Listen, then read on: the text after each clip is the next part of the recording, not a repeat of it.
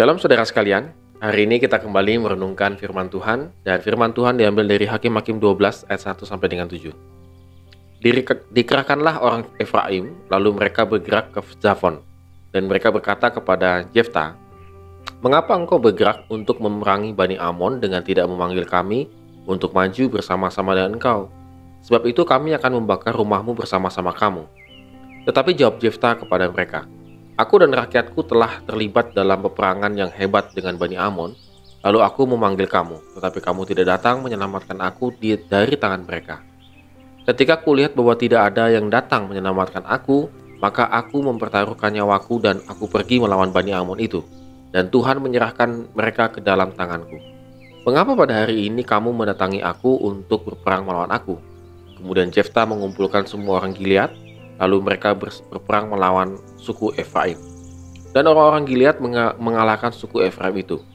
Sebab orang-orang itu mengatakan, "Kamulah orang-orang yang telah lari dari suku Efraim."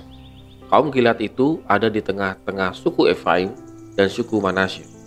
Untuk menghadapi suku Efraim itu, maka orang Gilead menduduki tempat-tempat penyeberangan sungai Yordan. Apabila dari suku Efraim ada yang lari dan berkata, "Biarkan aku menyeberang," maka orang Gilead berkata kepadanya, "Orang Efraimkah engkau?" Dan jika ia menjawab bukan, maka mereka berkata kepadanya, "Coba katakan dahulu Shibolet." Maka jika ia berkata Shibolet, jadi tidak dapat mengucapkannya dengan tepat, maka mereka menangkap dia dan menyembelihnya dekat tempat-tempat penyeberangan sungai Yordan itu. Pada waktu itu tewaslah dari suku Efraim 42.000 orang. Jefta memerintah sebagai hakim atas orang Israel selama 6 tahun lamanya. Kemudian matilah Jefta, orang Gilead itu, lalu dikuburkan di sebuah kota di daerah Gilead. Ya saudara sekalian, ini masih tentang Hakim Jefta. Dan Hakim Jefta ini pada bagian ini adalah bagian terakhir dari kehidupannya. Dan ketika bagian terakhir daripada kehidupannya ini terjadi satu peristiwa yang tidak menyenangkan, yaitu suku Efraim datang untuk mengklaim kemenangan daripada Jefta melawan Bani Amon. Mereka dengan alasan yang sangat jelas.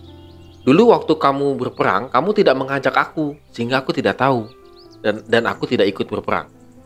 Jefta di sini sangat kesal sekali saudara sekalian. Karena ada 2 kali statement dia mengatakan kepada kepada Efraim, "Tetapi kamu tidak datang menyelamatkan aku dari tangan mereka." Di ayat yang kedua. Di ayat yang ketiga, "Ketika kulihat bahwa tidak ada yang datang menyelamatkan aku." Jadi saudara 2 kali statement Jefta menegaskan kepada suku Efraim bahwa kalian itu tidak datang ketika aku sangat membutuhkan pertolongan. Ketika aku sedang dalam keadaan kesulitan yang sangat luar biasa, engkau tidak datang menolong aku. Tetapi suku Efraim itu ngotot diminta ampun, akhirnya mereka berperang. Saudara, posisi daripada wilayah Gilead itu sangat strategis. Dia berada di tengah-tengah suku Efraim dan juga suku Manasye. Sehingga ketika suku Efraim ini kalah berperang, maka mereka lari ke suku Manasye ataupun kemanapun. Mereka harus menyeberangi sungai Yordan untuk keluar. Maka Jefta memakai taktik dengan menggunakan logat untuk mengetahui musuhnya. Jadi kalau ditanya, "Apakah kamu suku Efraim?" "Bukan." "Coba bilang Shibolet." Maka suku Efraim itu tidak bisa mengatakan Shi, huruf Shi gitu ya, SYI gitu ya, Shi, nggak bisa. Mereka pasti akan bilangnya Si Bolet. Ini kalau mungkin agak-agak pendengarannya harus cukup tajam begitu ya, dan logatnya pun kelihatan. Seperti kita lah ya, nama saya itu kan Fabio, F. Tetapi bagi suku tertentu mereka akan mengatakan Fabio gitu ya, pakai P gitu ya, jadi F jadi P. Nah ini nggak akan bisa, logatnya nggak akan hilang saudara sekalian.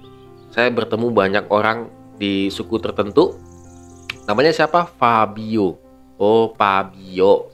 Jadi saudara sekalian, ini yang terjadi dengan suku Efraim. Maka mereka totali kalah perang. Nah, saudara sekalian, apa yang menjadi penekanan daripada cerita kali ini, bagian akhir daripada kehidupan Jefta? Bahwa dia membuat satu statement yang luar biasa di ayat yang ketiga. "Tuhan menyerahkan mereka ke dalam tanganku." Artinya ketika aku mencari pertolongan kepada yang lain, bahkan sangat kritis, aku membutuhkan pertolongan, tidak ada yang menolong, tetapi Tuhan menolong aku. Sehingga statement of faith-nya Jefta, Tuhanlah yang menyerahkan mereka ke dalam tangan. Tanpa Tuhan, aku tidak akan menang. Saudara, demikian juga dengan kehidupan kita, saudara. Bahwa terkadang kita itu lebih suka mencari pertolongan terlebih dahulu kepada manusia, bukan kepada Tuhan. Jefta melakukan hal ini, saudara sekalian. Dan dia menemukan kekecewaan yang luar biasa. Ketika dia membutuhkan pertolongan sampai di ujung nyawanya, tidak ada yang menolong, saudara. Tetapi ketika dia menyerahkan hidupnya, imannya ke dalam tangan Tuhan, maka Tuhan memberikan kemenangan. Saudara, hari ini kalau ingin kita meraih kemenangan dalam kehidupan kita, sukses dalam pekerjaan, pendidikan, dan lain sebagainya, mintalah pertolongan kepada Tuhan. Jangan kepada manusia. Biarlah Tuhan yang menggerakkan orang-orang di sekitar kita untuk menolong kita.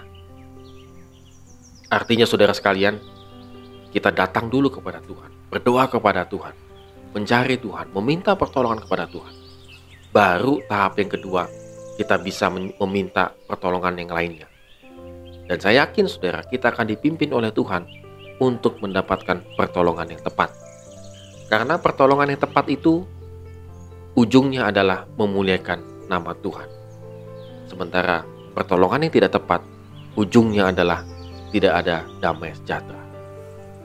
Oleh karena itu, saudara sekalian, mari kita renungkan firman Tuhan pada hari ini. Ingin mendapatkan kemenangan, maka mintalah pertolongan kepada Tuhan. Amin. Tuhan Yesus memberkati kita semua.